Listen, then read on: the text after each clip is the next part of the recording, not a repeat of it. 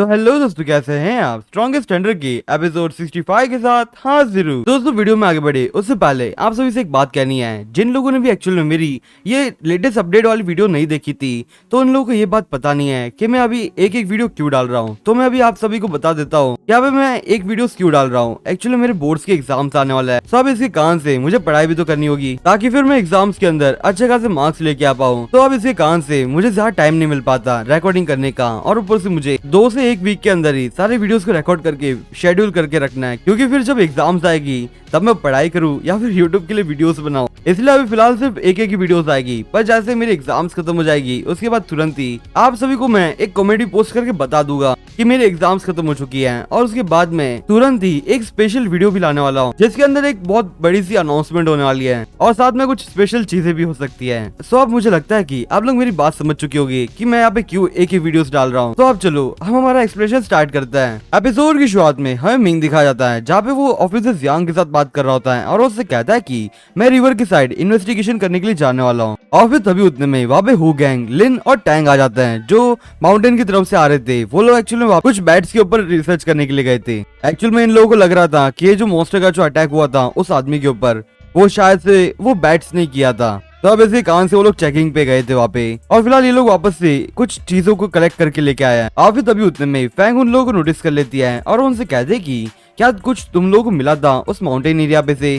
होगैंग कहता है कि हाँ, हमें वहाँ से कुछ तो मिला है। तभी लिन उससे कहते हैं कि अगर तुम्हारी बातों का ये मतलब हो कि हमने वहाँ पे कुछ रॉक या ट्री को रिफाइन किया, तो फिर तुम शायद से कह सकती हो कि हमें कुछ तो मिला है। तभी होगैंग लिन के वो गुस्सा होते हुए कहता है कि हम लोगों ने साथ में एग्री किया था ना कि हम लोग फॉरेस्ट को एकदम अच्छे से रिसर्च करेंगे, तो तुम अभी ऐसा क्यों कह रही हो? तभी लिन बातचीत लेते हुए कहते हैं कि अभी फिलहाल मेरे पास बिल्कुल भी एनर्जी नहीं है तुम्हारे साथ बहस करने के लिए, तो अभी सिर्फ मैं सोने के लिए जा रही हूँ। तभी होगैंग उससे कहता है कि मुझे अब भी ऐसा लग रहा है कि वहाँ पे हमने कुछ ऐसी चीजें छोड़ दी है जो हमारे काम आ सकती थी। तभी होगैंग चिल्लाते हुए लिन से कहता है कि अभी फिलहाल मैंने जो बैग लाया वापस से, मुझे पक्का यकीन है कि इसके अंदर कुछ काम की चीजें होगी। तभी लिन वहाँ से जाते हुए कहते कि हाँ हाँ, मुझे पता है तुम्हारे पास जो भी चीज है उसके अंदर बड़ी सी डिस्कवरी हो जाए, तुम जाओ, तुम जो भी करना चाहो वो सक्सेसफुल हो जाए, बस तुम मुझे यहाँ पे परेशान मत करो, मुझे शांति से सोने दो। और फिर तभी उतने में मिंग भी वहाँ से जा रहा होता है। तभी टैंग फैंग से कहते कि क्या तुम मुझे बता सकती हो कि ये मिंग कहाँ जा रहा है? फैंग टैंग से कहते कि अभी फिलहाल ये रिवर की साइड जाके खुद से इन्वेस्टिगेट करने वाला है। तभी टैंग फैंग से कहते कि तो फिर मुझे भी जाना होगा इसके साथ। तभी फैंग टैंग से कहते कि यहाँ पे मिंग बहुत ज्यादा स्ट्रॉन्ग है, वो अपने आप को खुद से प्रोटेक्ट कर सकता है, और अभी फिलहाल तुम खुद को ही देख लो, तुम पूरी रात से जगी हुई हो, तो अभी इसके कारण से तुम्हारे आंखों के नीचे कितने सारे डार्क सर्कल्स आ चुके हैं, तो तुम जाके रेस्ट कर लो, और अभी फिलहाल तुम्हें चिंता करने की कोई जरूरत नहीं है, क्योंकि अभी यहाँ पे मिंग तो स्ट्रॉन्ग ही है, वो अपनी प्रोटेक्शन खुद से कर ही सकता है। टैंग फैंग से कहते कि तो फिर ठीक है, अगर तुम लोग कोई भी जरूरत हो तो तुम लोग मुझे तुरंत इन्फॉर्म कर देना, मैं तुरंत ही तुम लोगों की हेल्प के लिए आ जाऊंगी। और तो मैं अगले सीन पे रिवर साइड का एरिया दिखाया जाता है, जहाँ फैंग ऑफिसर से कहते कि यहाँ पे मिंग कहाँ पे है? वो ऑफिसर से कहता है कि अभी मिंग अंडरवाटर जाने के लिए रेडी हो रहा था। और फिर हमें अगले सीन पे मिंग दिखाया जाता है, जिसने अपने पूरे डाइवर्स के सूट पहन लिए होता है, और फिर वो तुरंत ही पानी के अंदर छलांग लगा देता है, और फिर वो धीरे धीरे जाके जहाँ पे बोन्स थे उसी जगह पे जाता है, जहाँ पे फिलहाल कुछ मॉन्स्टर्स के टेंटिकल्स भी होते हैं, और वो जो टेंटिकल्स होते हैं वो छुपे हुए होते हैं। मिंग भाई बोन्स को देखते हुए कहता है कि यार बहुत से बोन्स ही होगी, और फिर ऐसा बोलते हुए वहाँ पे बोन्स को कलेक्ट करने लग जाता है। और फिर एक जगह से कलेक्ट करने के बाद दूसरी जगह जा रहा होता है, जहाँ पे उसको और भी बोन्स मिल रहा होता है।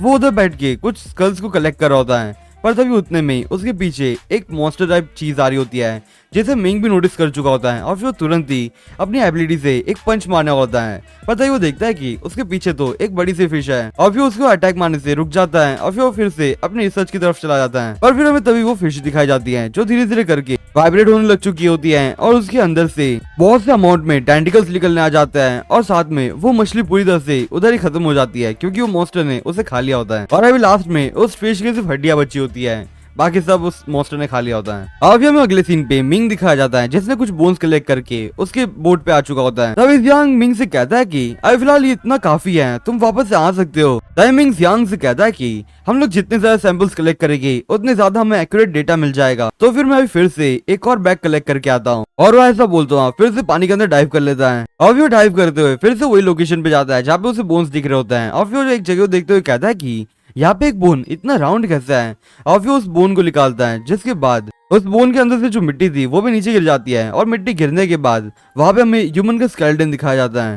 मिंग उस स्केलेटन को देखते हुए जरा हैरान होता है और अपने मन में सोचते हुए कहता है कि ये तो एक ह्यूमन का स्कल है। क्या अब इसका मतलब कि ये जो मॉन्स्टर है वो इवॉल्व हो गया, अब तो ये एक ह्यूमन को भी खा सकता है। और अब एक मिनट रुको, अब जो पहला जो फिशरमैन जो मरा था वो सिर्फ एक पहला व्यक्ति नहीं था, उससे पहले भी काफी लोग मारे जा चुके हैं इस मॉन्स्टर के हाथों से। पर अब मैं जरा कंफ्यूज हूँ, यहाँ पे ये सब कब हुआ था। अब मिंग प्रोफेसर की बात याद करते हुए कहता है कि मुझे प्रोफेसर ने बताया था कि ये जो मॉन्स्टर है वो फुरोंग टाउन के आसपास ही घूम रहा है और ये बहुत ज्यादा बड़ा खतरा है इस टाउन के लिए। और तभी उतने में मिंग के पीछे एक बहुत बड़ा सा मॉन्स्टर उसकी तरफ अटैक करने के लिए आगे आ रहा होता है।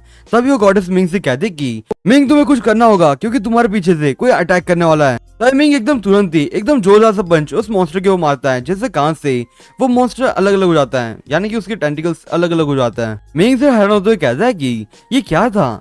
तभी वो गॉडेस उससे कह देगी अभी तुम्हें अपना एकदम ध्यान रखना होगा क्योंकि वो मॉन्स्टर अभी तक मरा नहीं है। और तभी उतने में ही हमें वो टेंटिकल्स दिखाए जाते हैं जो मिंग के चारों तरफ घूमने लग चुके होते हैं और वो एकदम तेज से घूमते हुए सीधा मिंग के सर के ऊपर चले जाते हैं और भी वो पूरी तरह से उस मिंग की पूरी बॉडी को कवर करने लग जाते हैं। तभी वो गॉडेस मिंग से कहते कि अब यहाँ पे तुम्हें एकदम ज्यादा फोर्स नहीं यूज करना है, तुम पहले शांत हो जाओ। और फिर तभी उतने में ही मिंग अपने मन में सोचते हुए कहता है कि मेरे पैर जो है वो अभी ओपन है। और फिर वो इतने में ही अपने पैर को घुमाने लग जाता है और फिर एकदम तेज से उसके पैर घुमाने लग जाता है, जिससे कारण से वो जो जमीन होती है उसके ऊपर जो रेत होती है वो धीरे धीरे उठने लग जाती है और वो रेत एक्चुअल में एक पंच के टाइप में आ जाती है। और फिर तभी वो बड़ा सा पंच मिंग की तरफ ही आ रहा होता है। एक्चुअली मिंग ने ही अटैक कास्ट किया है तो वो उसको फ्री कराने के लिए उसके पास आएगा। तभी मिंग उस मॉन्स्टर से कहता है कि फिलहाल मुझे इस पंच से कुछ भी नहीं होगा, क्या तुम्हें भी इस पंच से कुछ भी नहीं होगा? पर फिलहाल मुझे नहीं लगता कि तुम इस पंच से बच भी पाओगे। और फिर तभी उतने में वो जो टेंटिकल्स होता है वो मिंग की बॉडी को छोड़ने लग चुके होता है। और फिर जैसे ही वो पंच एकदम मिंग के क्लोज आ चुका होता है वो टेंटिकल्स अब भी धीरे धीरे करके उस मिंग को छोड़ के जा रहा होता है।